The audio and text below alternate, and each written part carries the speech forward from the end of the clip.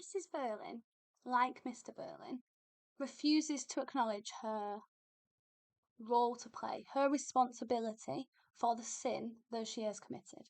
So Mrs. Berlin refused charity to Eva Smith. So Eva Smith came to her pregnant, said her name was Mrs. Berlin, to which Mrs. Berlin took great offence because her name is Mrs. Berlin.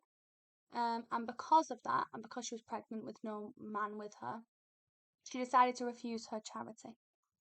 And no matter what, in doing that, you could see there's some immorality in refusing someone charity because of your own prejudice. But she openly acknowledges it was because of her prejudice, but she did her duty. So we see from Mrs. Berlin a real lack of care, a real callousness, despite the fact it was her job. And she refers to Eva Smith as girls of that class, girls of that sort, and business. And first things first, by referring to her as girl, or that class, that sort, and business, she refuses to name Eva Smith, and therefore refuses to recognise her as a person, an individual on her own. She just creates this kind of distance from the individual, the distance from what has really happened, so she's distanced from that reality.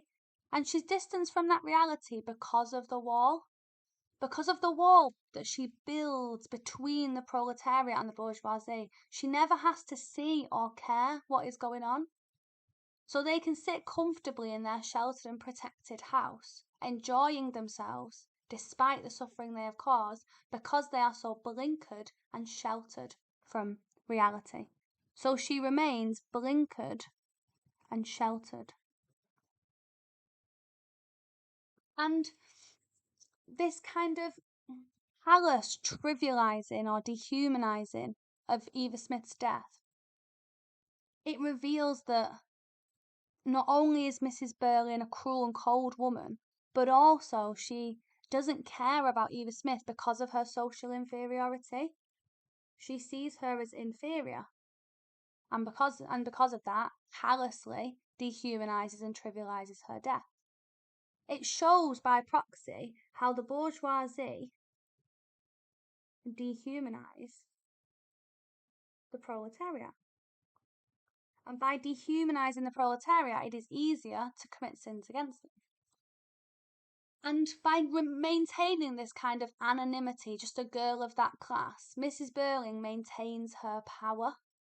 She remains up high on that social hierarchy. She maintains her power. And she reduces the position of Eva Smith, maintaining her inferiority, oppressing and subjugating Eva Smith. By that I mean, by oppressing and subjugating, I mean they keep her down. Her natural place is down here. She's a girl of that sort, of that class. And therefore, because we're all the way up here, we don't need to care about that. And in order to maintain this, we have to ignore that. Because this requires that. Okay?